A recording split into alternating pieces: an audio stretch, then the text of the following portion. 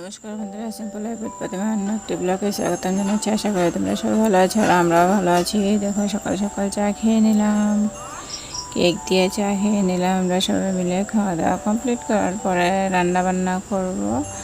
শসা বানাবো, শসা ভাজি আর শুটকে লাড়া বানাবো।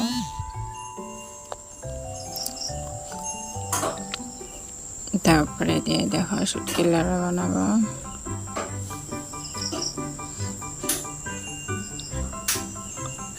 কে কে খেতে ভালোবাসো কমেন্ট করে জানাই কিন্তু। শীতল শুটকি লাড়া।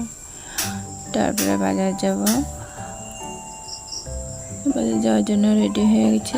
বাজারে টুকিটাকি কাম ছিল, তার জন্য জিনিস আনার জন্য গিয়েছিলাম সবাই মিলে।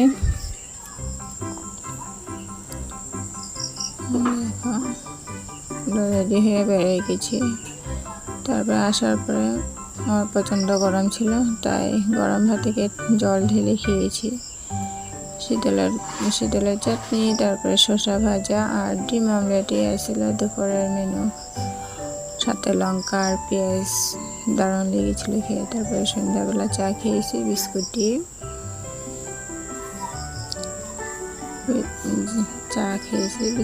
ভিডিওটি ভালো লাগলে লাইক কমেন্ট আর শেয়ার করতে আজকের জন্য টাটা।